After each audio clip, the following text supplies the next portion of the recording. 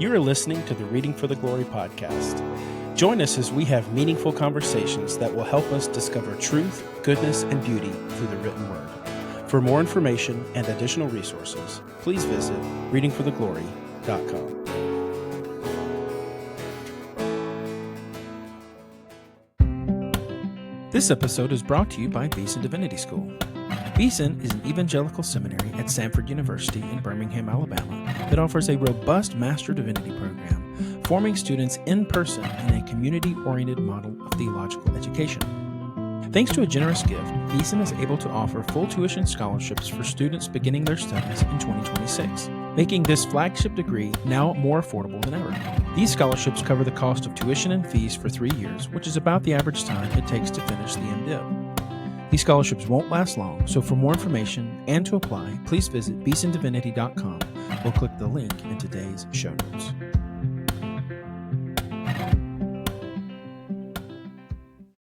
Welcome back to the Reading for the Glory podcast. I am your host, Zach Kendrick, and we have another great conversation coming your way today. I'm excited to be joined by my friend, Adam Pruitt. And for those of you who are not familiar with Adam, he is a friend of mine, and he is a fellow church member. And as a day job, he works as a realtor. And he also is a contributor here at Reading for the Glory. So he's no stranger to the work that we do here, but this is actually his first time on the podcast. So welcome to the Reading for the Glory podcast, Adam. Thanks so much for having me. Really happy to be here. Yes, sir. Well, glad to have you. And today's going to be kind of a unique conversation. It's going to be one of our, I don't want to say unique, that's probably not the right word, but it's going to be a book club discussion.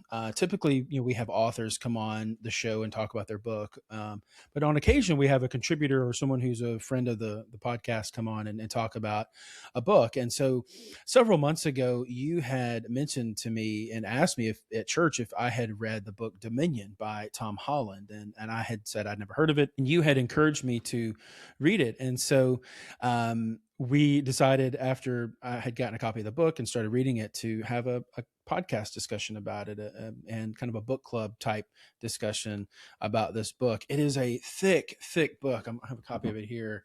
And for our listeners and viewers, it is very huge. It is, I'm going to get you to kind of give an overview of it. So I'm not going to, spoil that.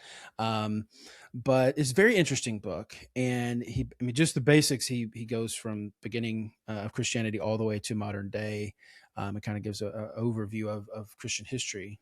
And so as we start our conversation today, I just wanted to start here. Why don't you give us an overview of the book and kind of lay out Holland's central arguments, and then we'll kind of dive from there into the different sections and have our conversation. Sure. Yeah, so like you said, it is a sweeping history. We'll talk about the different sections that he divides the work into, but it's basically a series of character studies of different Christian periods, different Christian figures throughout history. And even though the book is sweeping and it's complex and there's a lot of moving parts, I think the thesis is actually pretty simple. And I've heard Holland put it this way, that we in the West are goldfish swimming in Christian waters. That if we look around, again, in the West, we have all of these moral instincts, these values and assumptions that are so commonplace and taken for granted that we don't even recognize how countercultural these values that we have were historically. And Holland's book is making the argument that actually so many of these moral assumptions, these moral instincts that we have in the West, things like equality, regard for the poor, compassion, science, human rights, these are historically contingent beliefs that emerge from the soil of Christianity. And Holland is clear on this point. It's not primarily Greco-Roman civilization. It's also not primarily, the Enlightenment philosophers and secular humanism, those types of things. Holland shows that even those cultural movements, secular humanism, liberalism, those types of values that we think have shaped and organized the West are suffused with Christian assumptions. And so Holland's book is asking this question, where do those values come from? And his answer is Christianity. And it's so interesting, because you think about even in modern politics, the subject of human rights and equality and, like you said, regard for the poor. And even in hot button issues today, like how do you take care of and deal with the sojourner in your midst, kind of pulling from Exodus and Leviticus and Numbers. I'm actually in that in my Bible reading, and that comes all the way through those books of the Bible, and how those things aren't really necessarily secular ideas. Those things are absolutely 100% Christian, but also Jewish as well, because they come through the Jewish tradition of the Old Testament. So we would call it a Judeo-Christian worldview, and that's what even as we here in America celebrate this year our 250th anniversary, birthday, whatever you want to call it, from the Declaration of Independence this coming summer. Um, you know, we think about these things and how the Declaration of Independence calls these things self-evident truths, right? These life, liberty, and the pursuit of happiness. And that is written by a man who is at best a deist, but at most likely, just being straight up honest, he is a secular humanist, right? And so that being Thomas Jefferson. And so he's someone that is not an orthodox Christian. And so, but he's assuming these things as self-evident, but they are really revealed. And so that's kind of what Holland discusses in the book. And so, yeah, so as we begin our discussion, I think it's also important and interesting to point out that Holland himself, at least as of this recording, is not an espoused Christian. Is that correct? Yeah, that's right. That's right. Yeah. So, You so know, tell us a little bit about who Holland is, if you don't mind. yeah. So Holland is he's a writer. He's a journalist. He's a historian. He is actually the host of the top history podcast in the world. He's the co-host, I should say, along with Dominic Sandbrook. It's called The Rest is History. Really brilliant podcast for anybody out there who is obsessed with podcasts like I am. I love The Rest is History. I think it's, I look forward to listening to the episodes when they drop every week. He's a writer. His expertise is classical Greek and classical Greece and Rome. So he's written histories of. He's got a book called Persian Fire, where he talks about the conflict between the Greeks and the Persians. He has a book called Rubicon, where he talks about the fall of the Roman Republic and Caesar and Mark Antony and Cleopatra and Cicero and all of these, giant historical figures. So he's a historian. And it's interesting, he, like you said, he is not a professing Christian, although he maintains the title of Christian because he says, culturally, I am Christian. My morals, my values, my assumptions are Christian. I don't want to live in a society that is not shaped by these Christian assumptions. And if you remember in the last chapter of the book, he talks about sort of growing up. When he was younger, he grew up in the Church of England. And he talks about as he was a teenager, he began to lose his faith. And it's somewhat humorous the way that he describes this. He says, when I would read the Bible, I found the teachings of Jesus and the parables and those types of things interesting.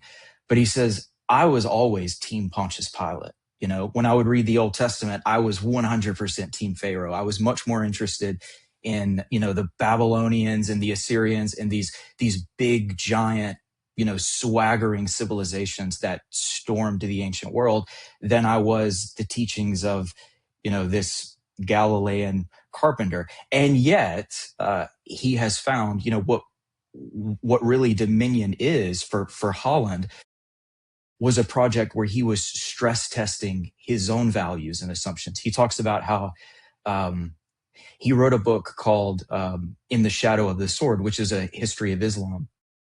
And as you can imagine, he was very skeptical about many of the claims of Islam and, the history of Muhammad and how the Quran was composed and things like that. And he talks about at a book club, a woman came up to him afterward, a Muslim woman, and basically said, "Why have you done this? This is an act of vandalism against my faith. You've attacked so many things that I hold so sacred." And then she said, "You would never do this to your own beliefs." and your own convictions that you hold so dear. And so what Holland says is dominion was basically him doing that, him doing to him stress testing his own values, assumptions, which he had always assumed was just sort of Enlightenment secular humanism. But when he goes back in Dominion and actually does the study, he realizes that these are much more ancient values and assumptions than just the Enlightenment. These are in fact Christian. Yeah, absolutely. And I found it touching that he ends, and just in case we don't get to this at the end, we'll kind of do an end and then we can wrap up towards the end. But just I wanted to make sure we pulled this out. Um, I found it touching that he kind of ends his story, not like you said, with his own personal story, but one of the particular characters in his story is his godmother. I think it was his aunt, Mm-hmm. he calls her, but his And godmother, who Aunt Deb, who was his. And for those who are not familiar, being an Anglican focused podcast, we'll pull this out. If he was baptized in the Church of England, we can, I guess, count him as a Anglican cousin, I guess. But yeah, he his godmother is not just somebody who is just a figure, right? It's in the baptismal rite in the Church of England, and that has extended through Anglicanism and even into the Catholic Church as well, and even some other Protestant churches that do infant baptism.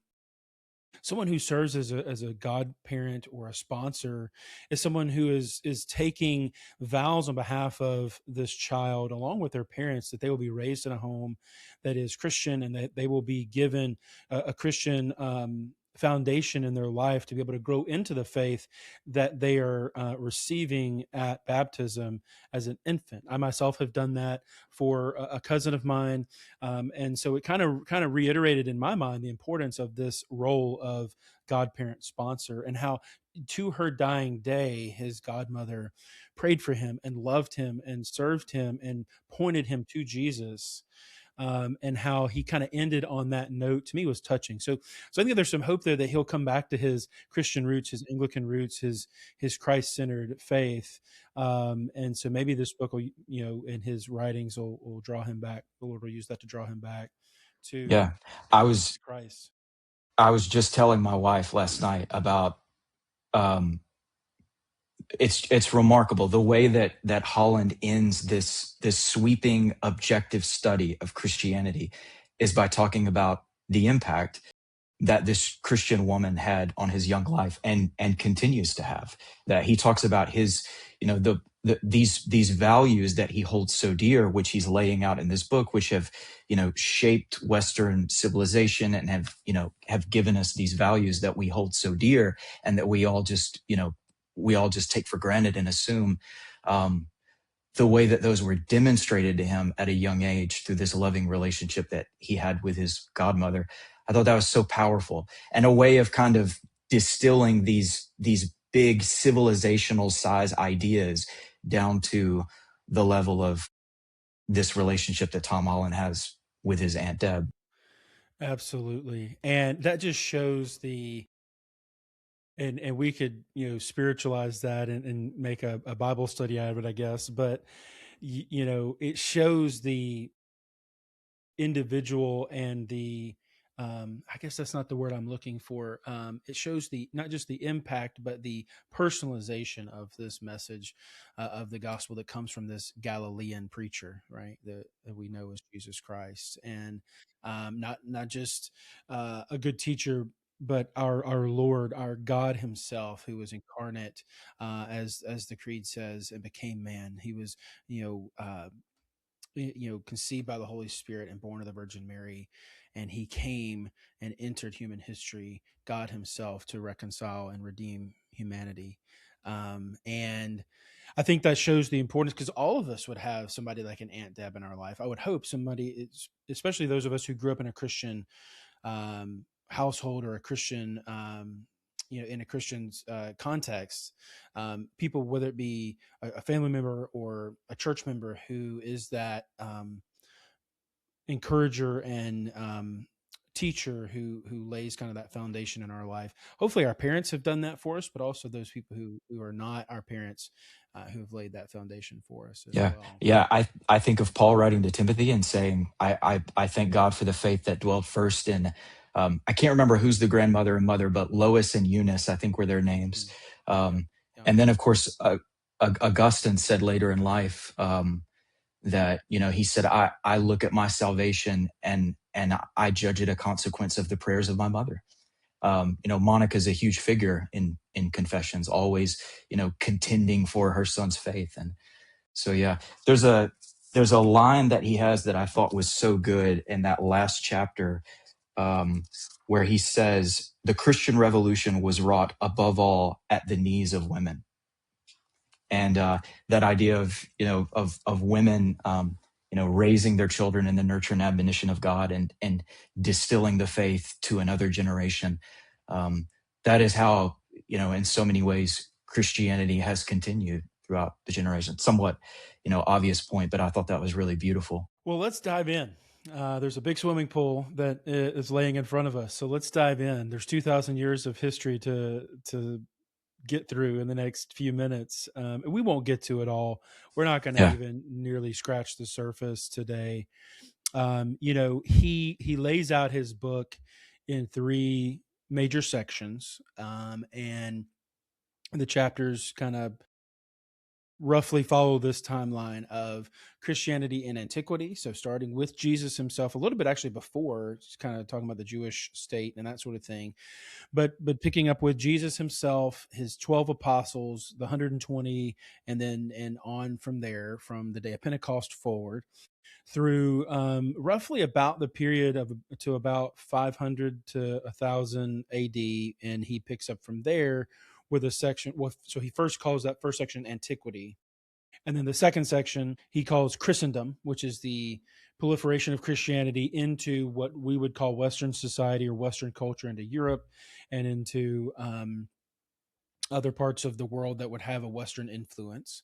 And then the third section he calls modernitas, or modernity, right? So that picks up from just right after the Reformation, the Protestant Reformation in the 1600s, around the Enlightenment through to modern day. And he actually ends the book in and around 2015, 2016, because he mentioned some of the political goings on in America in and around that time. I think the book came out in 2021, so I guess he had to stop it somewhere so he could have time to finish it up. But so he ends in and around 2016. So about 10 years ago, he stops the writing of his book.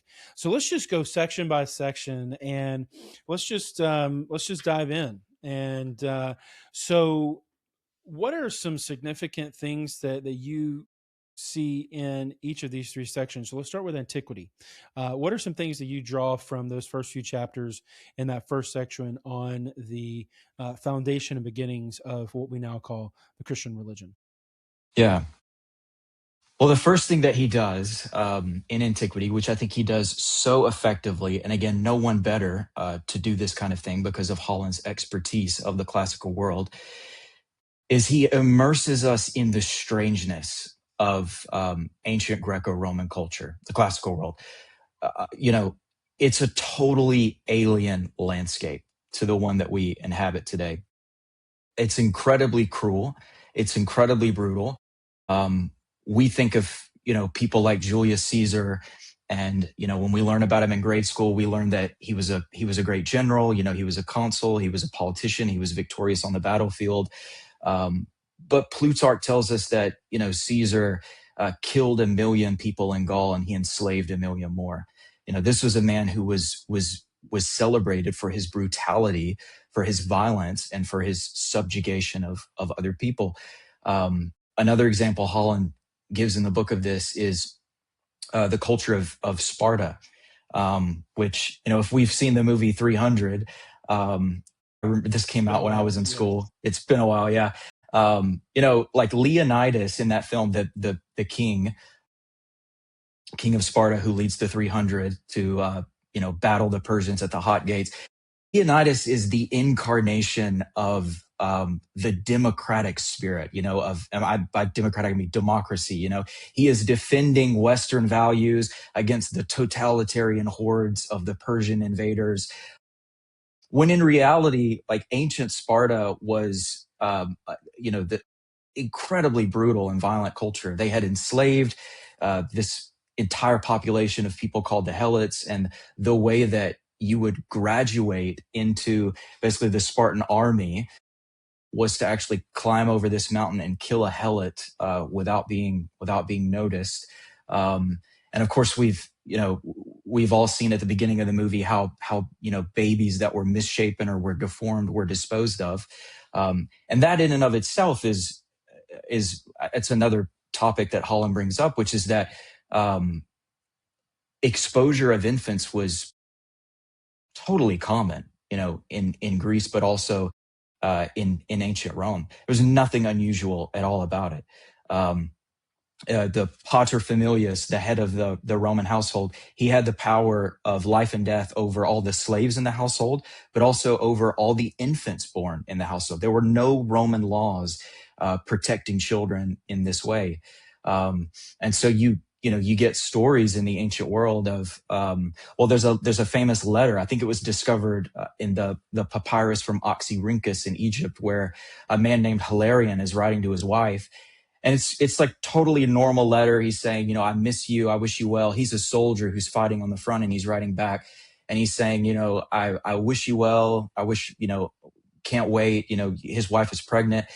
And then he ends the letter by telling her, if you give birth to a daughter, expose the child, and when I am home, we will try again. It's just totally common. And in fact, Roman archaeologists, whenever they're working on a new site, one of the ways that they're able to date whether this particular archaeological site is pre-Christian or post-Christian, after the emergence of Christianity, is whether there are bones in the drainage system, little baby bones. Again, because it was so common for children to be exposed in this way, and then they would just be swept away into the drainage systems. And this is, why do I bring that up? Well, one of the things that distinguished Christianity in the ancient world, this well, is that Christians began this practice of picking these babies up whenever they found them, of adopting them and raising them as their own, which is just such a beautiful expression of the gospel, that even as we have been adopted into the family of God, even as God himself has gone off after the last and the least, Christians would go out and we find these babies that were totally vulnerable and unwanted by their families, and would raise them as their own. And Holland talks about the story of Macrina, who was the sister of Gregory of Nyssa and Basil of Caesarea, the Cappadocian fathers, and how she would go out into the rubbish heaps in ancient Rome and would look for these babies that had been discarded, and then would raise them in these orphanages that she had founded, and then other Christians had founded before and after her. So again, I think what Holland does so well in that first section of the book is he just immerses us in the strangeness of classical culture. How brutal it was, how violent it was, how so many of the assumptions that we have about compassion and human rights and the dignity of every person were just totally, you wouldn't find them in the ancient world. Because Christianity hadn't given them to the world yet. And into that darkness, and even though this scripture is quoted a lot at Advent and Christmas time, and it's particularly talking about the Jewish culture, but I think we can extend it to the darkness of this Roman culture. That it says, the people wandering in darkness have seen a great light. The prophet Isaiah says, and into that darkness pierces God himself, right? The man, God man, who has split history in two. We date our history in Western culture, which is we got to say that that's another influence of Christianity, right, on Western culture, that we date history based on God becoming man, and the impact of that is enormous. And we don't have time to go into all the nuances of Christological theology and incarnational theology, but the fact that what we confess each Sunday through the Nicene Creed, that he was conceived by the Holy Spirit and born of the Virgin Mary, and that he's not just man, he is truly God, of one being with the Father, consubstantial with the Father. Um, let's just unpack that a little bit. The fact that into this darkness, into this cultural milieu, pierces, born at the right time, born of the woman, born at the right time, is God Himself in the person of Jesus Christ. Yeah. Well, this is a tension that I wrestled with in the article that I wrote in the Nicene Creed on the lines about Jesus suffering under Pontius Pilate, crucified, dead, and buried. And I talked about how in the Nicene Creed, as you've just said, we confess that Jesus is, he's God from God, he's light from light. He's begotten, he is not made. Of one being with the Father, consubstantial with the Father. And yet we also confess that he dies the death of a slave, that he is crucified under a Roman governor, that he's crucified under this arm of imperial power. And Holland wrestles with this, the strangeness of the historical figure of Jesus, that from Paul's view, and Holland wouldn't agree with this, obviously, but from Paul's view and us as believers, Jesus is divine. He is the Son of God. And yet, in coming into this world, the way that he has accomplished the purposes of God is by dying this unspeakably low and contemptible death.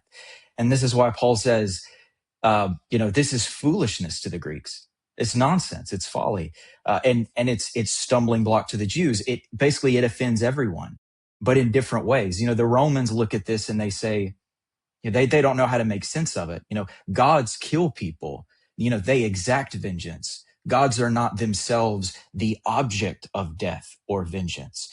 And then for a God to come into this world and die a death that is so unspeakably shameful, it's just unthinkable. And then for Jews to believe that God has sent the Messiah into the world, again, to die this horrible death at the hands of the empire that the Jews were expecting the Messiah to overthrow.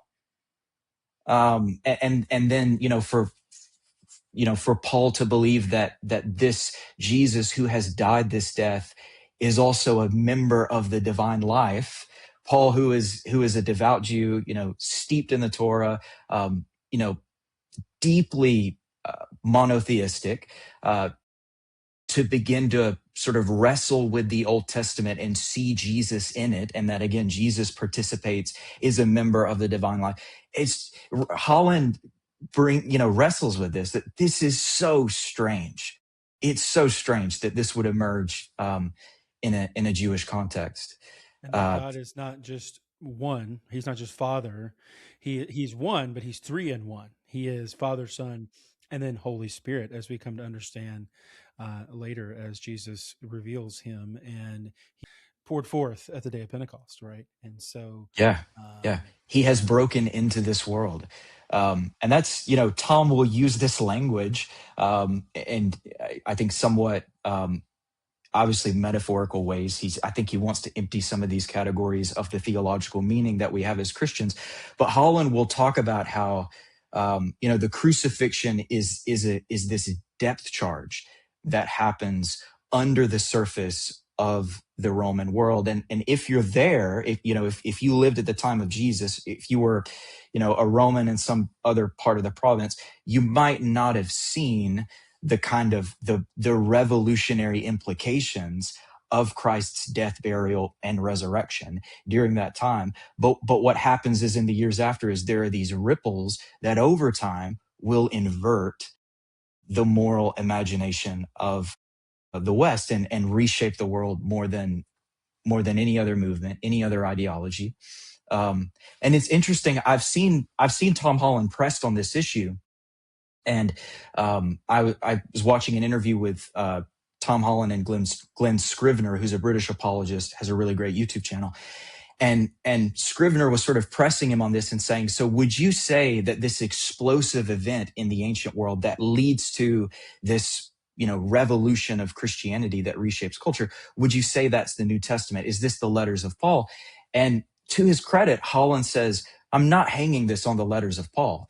He says that Paul's letters are the New Testament documents are kind of the first jag on the seismograph that something has happened. Something has happened. But in fact, Holland locates what it is that kind of births this revolutionary movement, something that happens within the lifetime of Jesus. He thinks that, in fact, the apostles experienced something very strange and impossible for a historian to describe. He thinks that the disciples saw something, that they experienced something that made them think that, in fact, um, uh, God had overcome sin and death and the brokenness of this world in the death, burial, and resurrection of his son, Jesus. And so even though, Tom he's not a confessing Christian. He doesn't want to, I think, read too much into the meaning of what Jesus is accomplishing for us in the cross. He's not as interested in that. But he does think that something explosive happened and something very difficult for historians to explain happened, which I think we could agree with that, even if we want to say a little bit more. Amen. Yeah, one thing I think about, and this is, fast forwards a lot in the story, and it's pertaining to particularly a Catholic understanding of the world, to which we are now, broadly speaking, in a Catholic setting as Anglicans. But I was watching a documentary some time back, and it was talking about the papacy, and it was talking about particularly that the role of the Pope in Christianity. And I know as Anglicans, we do not recognize the Pope as the head of the church on earth. But I thought this was interesting, and it was talking about when Pope Benedict XVI was elected back in 2005. And as we experienced last year with Pope Leo comes out on the balcony of St. Peter's, and they introduce the Pope, and all the cardinals are, celebrating and as they introduce him. This was that same scene in 2005 with when Pope Benedict XVI was announced as the new Pope to succeed John Paul II. And there's this one of the cardinals. His name is Cardinal. He's actually deceased now. His name is Cardinal Francis George. He was from Chicago, which is interesting. That's where the new Pope is from. But he's standing there, and he's captured in this video of this scene of Pope Benedict being, kind of waving to the crowd as kind of pensive, looking out reflectively over, not pensive, reflectively looking out over the Vatican into the city of Rome. And later he was asked about that. And he said, they asked him what he was thinking about. What was he pondering? And he said, I was looking out over the city of Rome. And I was looking out particularly over, and I think it was what's called the Palatine Hill. And he said, I started thinking about Roman civilization of antiquity. And I started thinking about the Caesars and all that they tried to build in this city and through the empire that came from this city. And he said, where are their successors? And he said, and then I started thinking about Jesus, and I started thinking about particularly the apostles and particularly Peter. And I said, where are their successors? And he said, right here on this balcony. And that's just so, and again, I know there are Christians, particularly here in America, as we grew up in a context that was very Protestant evangelical and would have no regard for apostolic succession and the Catholic faith. But now, being Anglicans, we do. To me, that resonated with me in a way that I don't think it would have without this journey I'm on as an Anglican, broadly Catholic.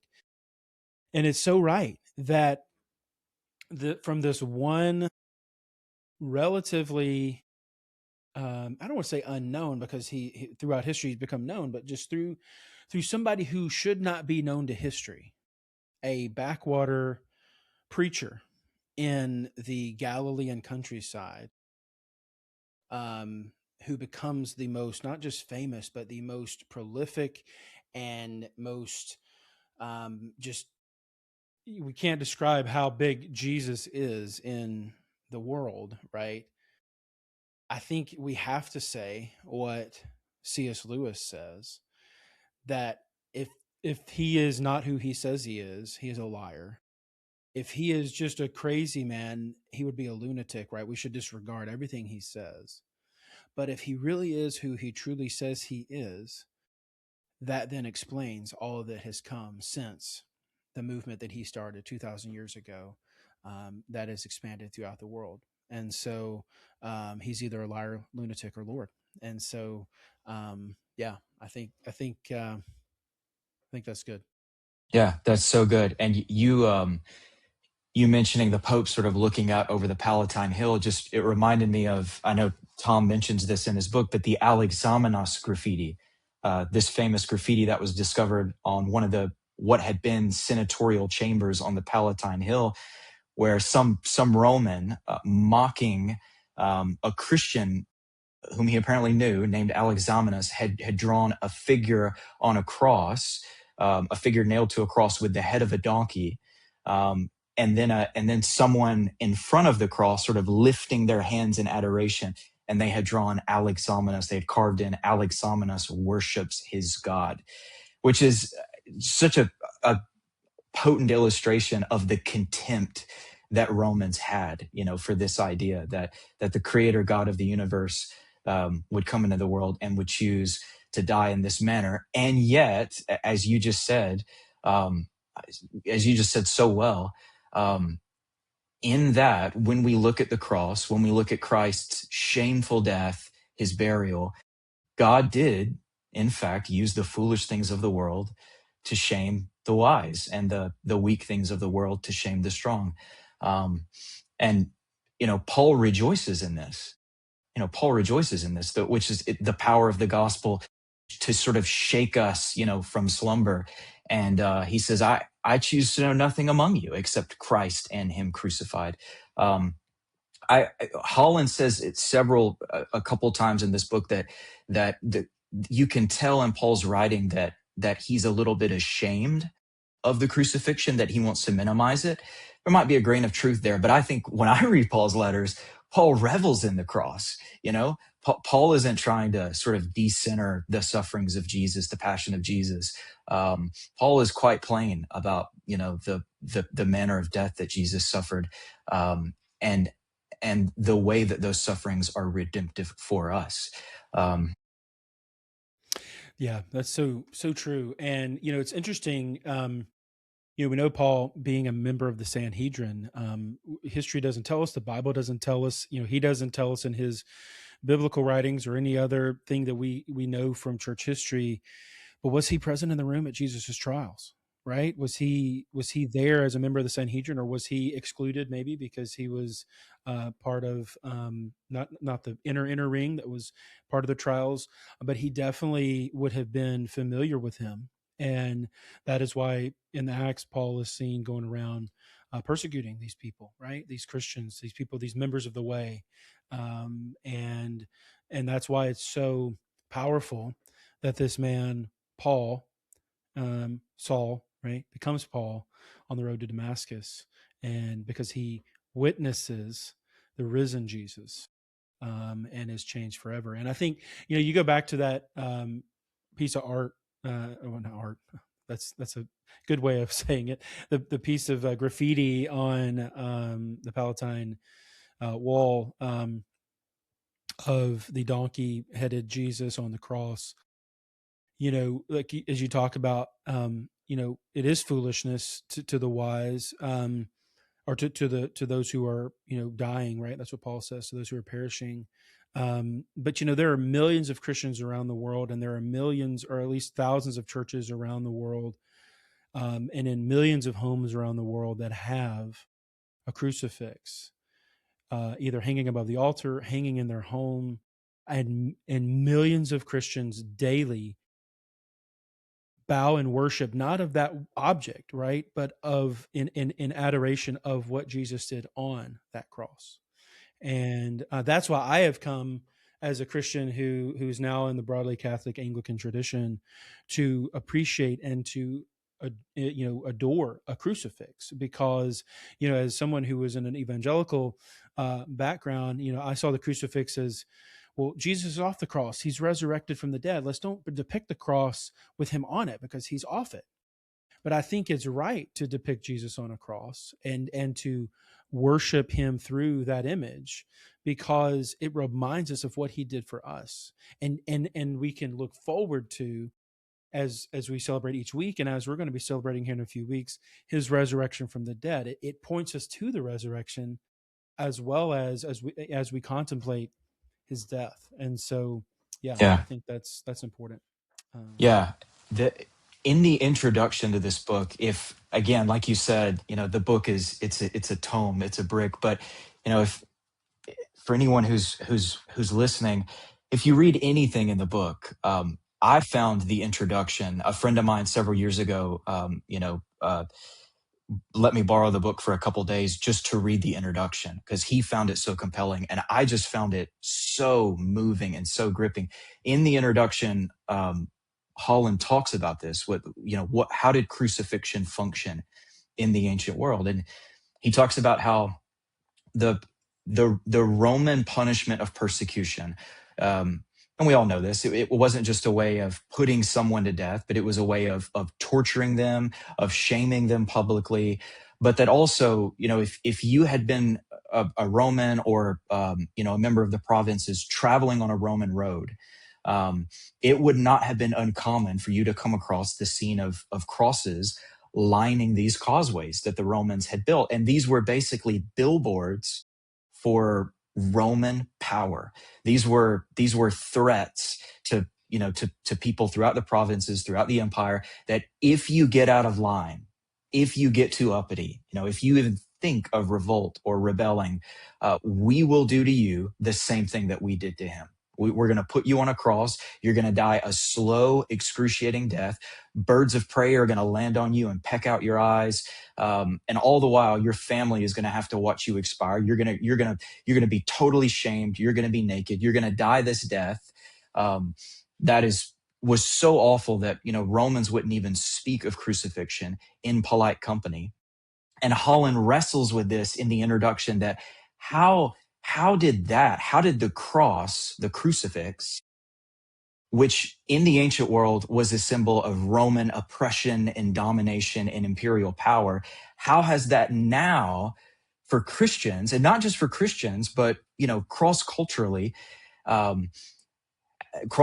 and really, across all religions, people look at the cross and they see it as a sign of hope, of new birth, of new beginning, of ultimate reconciliation, of God's love for the world. I mean, that for Holland is one of just the fact that Christianity has inverted that is in itself a powerful testament to the power of the gospel. Well, if you're like me, you're always on the lookout for a good cup of coffee. I'd like to tell you about Red Bike Coffee Company. They are a locally owned coffee company in Irondale, Alabama. Each blend that they produce is expertly roasted in small batches to maintain quality and consistency, and to ensure that you receive the freshest coffee possible. Try one of Red Bike's various blends today and receive 15% off by mentioning Reading for the Glory when you place your order. Visit their online shop at redbikecoffee.com or click the link in today's show notes.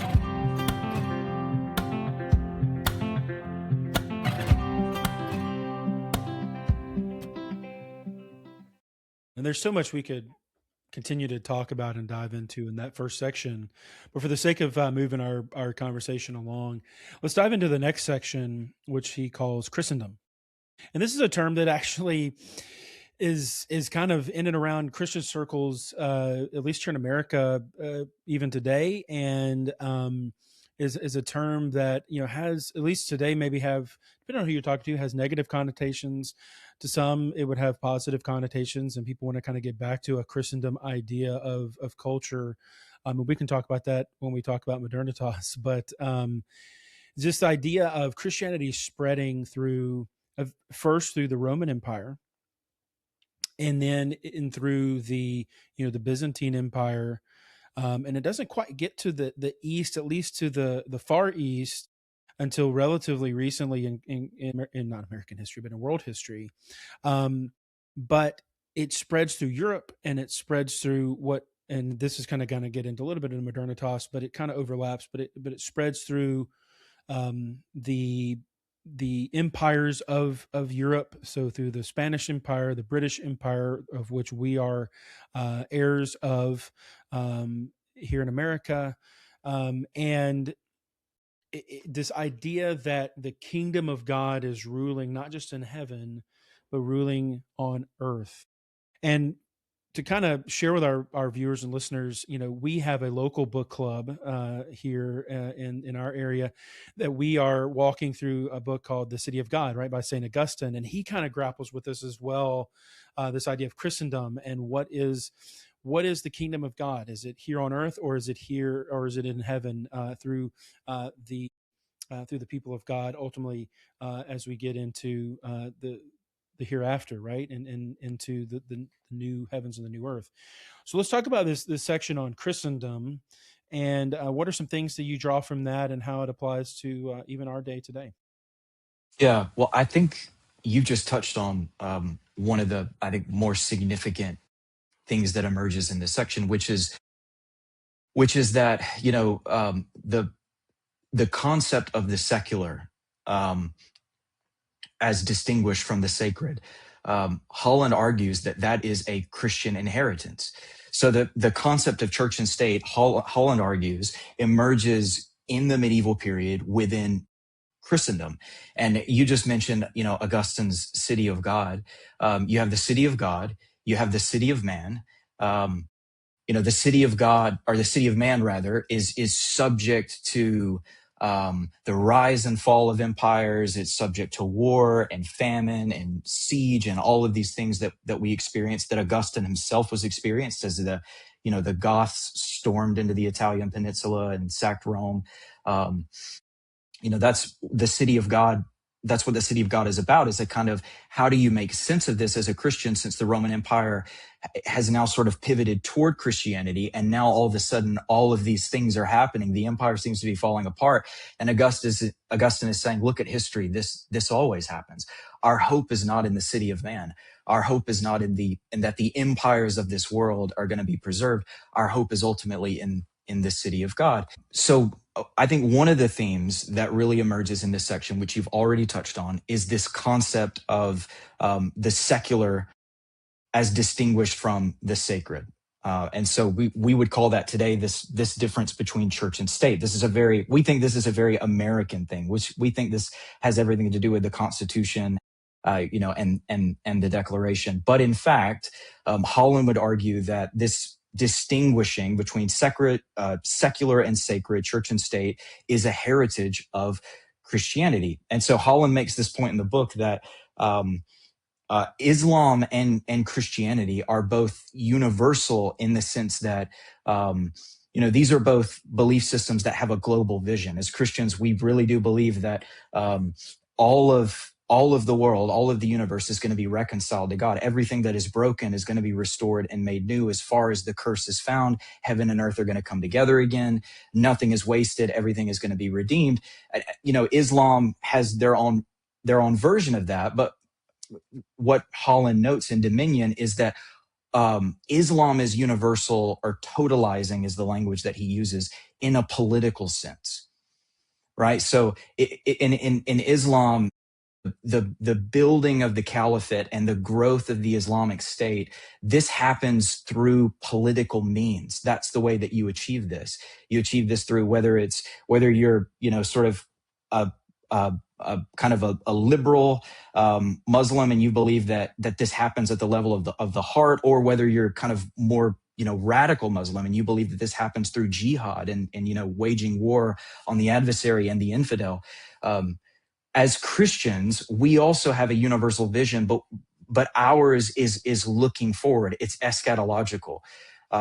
We're looking forward to Revelation 21, 22, when Jesus is going to return. All things are going to be made new. The tears are going to be wiped away from our eyes. And God's going to say, behold, I make all things new. And so that distinguishing between the secular and the sacred, it's essential in the West. It's that's how our civilizations are organized. Is the church is separated from the state, but nevertheless, it's not a modern innovation. It goes all the way back to Holland would say it's in part a product of the kind of statecraft that emerges in the Middle Ages within Christendom, but it goes even further back to that, to the writings of Augustine and City of God and other church fathers, as you well know. Yeah, and this idea of Christendom, it kind of starts with, so we were talking about how the darkness of the culture of Rome and the civilization that is inherited through the Greco-Roman world is then changed by the fact that a leader of the Roman Empire, Constantine, whether or not he truly converts, right? There's a matter of the heart. That's not up to us to decide. But history tells us he converts to Christianity and legalizes it in the empire, and encourages one of the greatest councils of Christianity, the Council of Nicaea, which we get the council from that council. We get the Nicene Creed, and that sets forth Christianity over the next several hundred years as it expands through Western culture, as this idea that that Christianity is proliferating the kingdom, promulgating the kingdom of God in the world, and it has the cover of the empire and that the successors of that empire in Europe and throughout the Western society. And we see even in the Middle Ages, and this is kind of what gives rise to the Protestant Reformation, is the idea that there for a while in medieval culture, there wasn't much separation between church and state. Even we see through the idea of like the divine right of kings, and many kings being crowned by popes themselves in the Middle Ages, and even some seeking dispensations for an annulment of their marriage or whatever, or to marry certain queens or princesses, go kind of are disseminated through the Pope and the church. And so the church itself is seen as the head overall, and the culture, the government, is seen as kind of subject to the church. And then it's kind of rebirthed, I guess, at the Reformation, this idea of the separation of church and state. But yeah, so for the sake of time, I don't want to linger too much on this, but just as we think about that, this idea of Christendom, I think that's important to point out as well. Yeah. And just a small point, a couple points. You mentioned the way that the idea of monarchy changes in the Middle Ages within Christendom, and the way that it changes, Holland argues, is that if you look in the ancient world, if you look at the ancient Egyptians or the Babylonians or the Persians or the Assyrians, the kings were seen as the divine representatives of God on earth. Their authority was kind of unquestioned. It was kind of unchallenged. And what happens within Christendom in the Middle Ages happens before this as well. But in the way that we would recognize it today, monarchy is kind of domesticated. It loses some of its potency and its power. No longer are the kings no longer are the kings regarded as the sons of God and the sort of incarnation of divine authority in the world. The kings are now under God. They might be anointed by God, but the kings themselves have a higher authority. And whether that authority is God himself, or whether that authority is the Pope in Rome who anointed them, and I'm thinking of Charlemagne and other medieval kings whose claim to the throne was dependent upon the blessing of the Pope. Um, Monarchy changes tremendously in the Middle Ages. And then just another quick point to make. So you mentioned, when we were introducing this section, you said Christendom, in the culture, that word kind of leaves a bad taste in a lot of people's mouths, right? If anyone, if you've seen the movie Kingdom of Heaven, the depiction of medieval Christendom that's given is that Christians in Jerusalem at the time, the Crusaders, the knights who had gone on crusade, they were bigoted, they were motivated by bloodlust, they were imperial colonial powers. It's not a very favorable depiction of medieval Christendom. And would not for a moment want to defend, the Crusader violence or the Inquisition or the missteps that Christianity does make in the medieval period. There's, Holland shows in his book, there's plenty that, Christians in the contemporary Christians now look back and would condemn. But what Holland says, and what I think is so true, is that even when people who are outside of the stream of Christianity look back at the medieval period and criticize the medieval church, criticize the Crusades, the Inquisitions, witch trials, whatever it is they want to bring up, they are doing so using Christian standards and values. So why were those things wrong? Right? Why was Crusader violence wrong? Why was the Inquisition wrong? I think Christianity has an answer for this. And I think most people who criticize those moments when the church has not followed Jesus, and has not followed the way of Christ, and has tried to establish the kingdom through means of power and violence and coercion. When people criticize the church for that, they're actually borrowing Christian standards and values to do so. But yeah, this idea of Christendom, like I said, in some ways it does have that, like you're talking about the kingdom of heaven and this negative connotation, particularly, and we're kind of skipping ahead a little bit, and maybe we can use this as a transition to talking about modernitas, that section on modernity, is, Christendom is seen as kind of especially as you're talking about like secular culture, which is a product of Christianity. People who are, at least in our modern culture, don't want to see a return to a theocracy or a Christendom where Christianity is not just the dominant religion, but is, maybe we're led by a Christian president or a Christian leader. They want to kind of see Christianity marginalized. And I don't want to get too big in that debate, but one of the things I think about when I think of Christendom is, at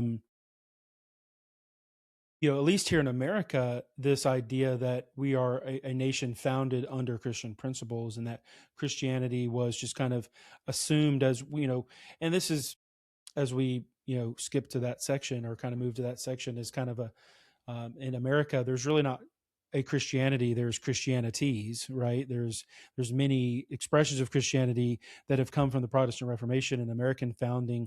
There's a milieu of Christian traditions that founded American civilization. But one I think about is a poem by Henry Wadsworth Longfellow. We know it as the Christmas Carol, I Heard the Bells on Christmas Day. But he talks about how and he says in his second line, or his second stanza, he says, "And thought how I, as the day had come, the belfries of all Christendom had rolled along the unbroken song of peace on earth, goodwill to men." And that kind of ties together in many ways the antiquity and the Christendom, and then even the modernity of Christianity, and how this, he's writing this from Portland, Maine, right? And up and down the seacoast of America, there were churches that dotted the landscape, because there were many churches in American culture, and that was like the center of society, the center of town. And so even if it wasn't from the sense of like the leader is a Christian, and that maybe that's like a rule or policy or law that they have to be a Christian. The society is a Christian culture, and so on Christmas Day the bells would ring and would toll the fact that we're celebrating God become man in the person of Jesus Christ. And so let's go from here, just for the sake of time, into that section as we transition to that idea of modernitas or modernity. What kicks that off is the kind of the last couple chapters of the section on Christendom, and this the Protestant Reformation. I think no conversation about Christianity would be complete without talking about, at least in brief, the Protestant Reformation and the effects of what it has had on Western culture. And I think, correct me if I'm wrong, or I'd be interested to hear what you have to say about this. I think Western culture, yes, it is deeply shaped by Christianity as a whole, but I think Western modern Western culture is vastly and deeply shaped by the Protestant Reformation, more than it is particularly of Christianity in general. I think it's more a reformational society than it is anything else. What are your thoughts on that? I think the influence of the Reformation is huge. I can think of at least three different ways that Holland brings up in the book. Number one is individual conscience, this idea that emerges in the Reformation of the priesthood of all believers, the fact that all of us, we stand before God as individuals. We not to get sort of theological and polemical here, but we have one mediator between God and man, Jesus Christ. We don't need to go through priests or cardinals or popes or whatever. But as individuals, we can go directly to God. We have access. Also, another thing that I think is sort of counterintuitive, because we think that this is the inheritance of the Enlightenment tradition. But when Luther stands before Charles V at the Diet of Worms in is it 1517? 1521. 1521. Thank you. In 1521, he says, they tell him to recant. He has all of his, stuff, all of his books and pamphlets and stuff laid out in front of him. And he says, my conscience, again, individual conscience, my conscience is captive to the word of God. And he says, I have to be convinced by scripture and by plain reason. Right. So this idea of reason, this idea of individuals having the word of God in their hands and being able to sort of read the scriptures for themselves, not just to sort of believe what they've been taught, receive secondhand from a priest, but able to actually go to the sources, ad fontes, to go to the text, and actually and actually use reason, apply reason to the text, to not just derive biblical doctrine, but to know God more, to experience God's presence. And then also, this is kind of an obvious point, but Holland mentions it in the book, but I mean, the Protestant Reformation, maybe more than any other, I think this is just there's no way to argue against it. So the Protestant Reformation, more than any other historical movement, is responsible for the explosion of literacy and just the availability of information. I mean, you can almost sort of draw a straight line from kind of the internet and the democratizing of information and making it available for all peoples, all the way back to Gutenberg's printing press in the 15th century. But then it really is, it's the Protestant movements that explode in the 16th century in Geneva and in London, in Wittenberg, in all throughout Germany, the lowlands, England. Protestants are churning out works. They're churning out these Protestant books and pamphlets. They're getting them into the hands of the people. The Protestants are very keen on not publishing in Latin. Some of them do, obviously, but they translate in the common languages so that the people are able to engage with these ideas as well. These are not just sort of theological debates that are taking place, in the scholastic classroom between experts. The Protestant Reformation is brought to the people by the medium of literacy. Yeah, that's so true. And what I did find interesting, though, something that I didn't know is Luther, when he is excommunicated from the Catholic Church, and he burns a copy of the papal bull Exsurge Yeah. Domine, which is his excommunication papers. He burns it in a pile of burning books. And Canon law. Yeah. and it said that he also wanted to burn copies of Aquinas, the Summa Yeah. Theologiae, and I'm like, this is so interesting to me. But I Yeah. I'm, didn't I'm glad, realize I'm that he glad was we're burning not very keen books. on book burning anymore. I'm Yeah, glad that that's something that we left behind. or book banning. That's unfortunately in Yeah. American culture Yeah. has come to the fore again in the last few years. Is book not necessarily burning, but book banning. Yeah. Um, but That, yeah, that and it's never so works. It it never never works. I mean, does. to Yeah. ban a book, I think the Catholic Church found out with the index, like in the Middle Ages, but also sort of into the modern period, that one of the quickest ways to make a book a bestseller is to put it on the index, to put it on the list of prohibited books, and suddenly everyone wants to read it. Because why wouldn't you? You know? Um, um, you talk about this idea of the individual and conscience. That's something that Carl Trueman talks about in his book on expressive individualism. I forget the title of that book, but he talks about that and how that is a product of the Reformation, and the Enlightenment. Ultimately, comes a few hundred years after the Reformation, and in particular, I've been thinking about this so recently in light of Luther. Um, is he stands at the Diet of Worms, and he talks about how his conscience is captive to the Word of God. Someone a few hundred years later, who is a Protestant and uses that same logic to become Catholic, is Saint John Henry Newman, who's an Anglican priest in the 19th century, and who wrestles himself with conscience and wrestles himself with you know this idea of being right with God. And he in his writings he uses conscience as a reason to leave the Protestant tradition, the Anglican tradition, to be a Catholic.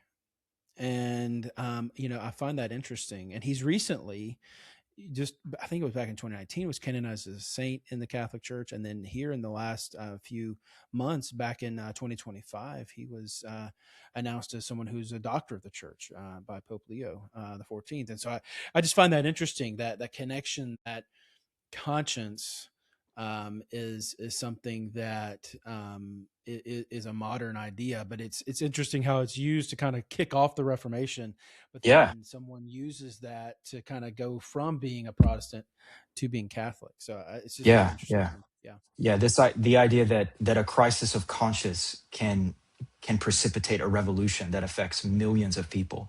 yeah, yeah. That's remarkable. Yeah, yeah, that's so true. Um, well, Adam, there's so much we could talk about, and we're gonna need to wrap up our conversation. I know that you have to get off, and I do as well. Um, there's so many things that we could talk about, and how this affects the modern world, particularly as we think about here in America. We think about how Christianity has affected our own culture, and there's calls for a renewed sense of Christianity in modern American culture, whether that be through um, just revival spirit, or whether that is through specific calls to have a true Christian society through Christian nationalism. There's just so many things that we could talk about, um, and how Christianity has affected the modern world. But I was going to give you one last opportunity before we end our conversation. Yeah, anything else you want to just briefly talk about, or mention that you think would be helpful to our conversation as we wrap up? I would say, um, at the end of the book, Holland kind of lays his cards out. You sort of get a sense of this as you're reading throughout the book, that Holland he's not a believer. He's a skeptic. He doesn't believe that Jesus was divine, was the Son of God. And it's a little bit disappointing to get to the final chapter, and Holland, who has had so much to say about the transformative power of Christianity as a revolutionary movement to reshape not just the ancient world, but to reshape the modern world, and all of these values like equality and compassion and enlightenment and science and freedom and progress that we take for granted. We just think that these values are sort of plucked out of the air. But Holland is saying, no. These are contingent. These are rooted in something. These are downstream from some worldview, from some ideology. These ideas don't come from nowhere. I would say the reason that this story is so compelling, the reason that Christianity really, it is the most revolutionary movement that the world has ever experienced in the history of the world. Despite all of the strangeness and the foolishness to the Greeks and the stumbling block to the Jews, the reason that it's been so powerful and potent is because it is in fact true. Jesus really is who he said he was. And because of that, we do have hope. The world is going to be redeemed. All of this is leading somewhere. Holland kind of, at the end of the book, he says, we have all these values, but we've sort of swept aside the Christian foundation that informed these values. And so, he raises the question, what does a culture do when they're still in possession of Christian morals, values, and assumptions, but they are no longer Christian in a theological sense? How long can those values continue to be maintained before, at some point we find ourselves living in a very different kind of culture? And I think not very long. I think that these values have to be rooted in something in order for them to continue to live and thrive. I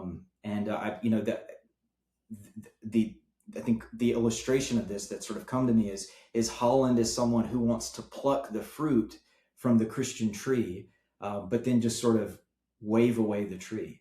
And I think that it doesn't work that way, that Christian morals and values and assumptions, if you like living, in a secular West that has these values, and I think that you should. I like living in the West. I like living in a culture where equality and human rights and these types of things are taken for granted. People expect other people to believe in them and to hold to them.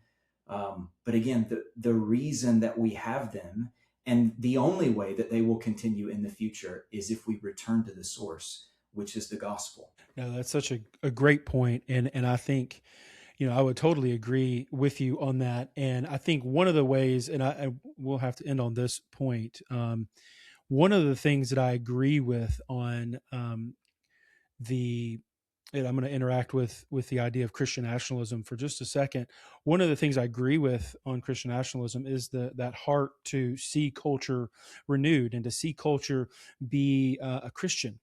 But where I disagree, at least on some aspects of, and it depends on your version of Christian nationalism, but the idea that the government has to be Christian, the government, the leaders have to be Christian, and that it's the official religion of society, is that it kind of mandates, and from kind of a top down, forcing Christianity on a culture. And I think where I would be more, not just more comfortable, but what I think is what we see happened with Christianity and how it became what it is today through society, is that it changed the hearts of men, it changed the hearts of people, men and women, boys and girls, and it transformed Christianity, it transformed society from the inside out. And so I think, to me, the more important thing is not, can we have a Christian national government, but can we as Christians do what Christ has called us to do on the day that he ascended into heaven,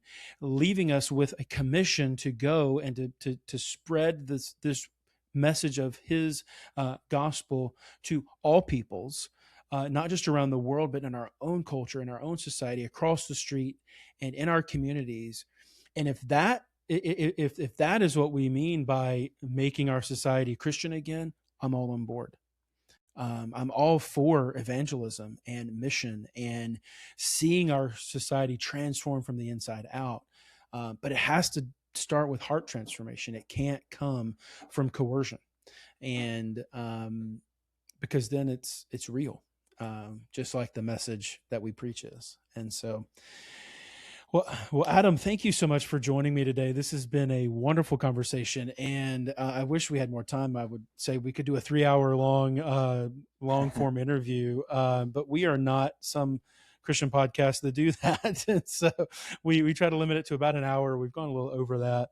But yeah, thank you for joining me today, and we'd have to have you back on again. Yeah, thank you so much for having me. I hope that you do. Well, for our listeners, I would like to thank you for joining us today. And if you would like more information about this book, Dominion by Tom Holland, I'll have a link to that in our show notes today. So you can have a way to find a copy of that and pick it up and do your own slogging through as we talk about and diving into these topics on your own. If you have a question or a comment, I would simply like to leave us a note. You can do that by going to readingfortheglory.com/contact. Or you can do that on the platform you're on. You can leave a comment in the notes section below, or you can contact us on social media. We're on all the major platforms. We'd invite you to check out our website at readingfortheglory.com to stay up to date on our latest book reviews, podcasts, and articles. And on our website, you'll find information and articles and resources, such as Adam mentioned his article on the Nicene Creed last year. We did a whole series for the 1700th anniversary of the Council of Nicaea, talking about the line by line, the Nicene Creed. So you can find that at readingfortheglory.com. Well, thank you again for joining us today on the Reading for the Glory podcast. We hope you'll join us again next time as we discover truth, goodness, and beauty through the written word.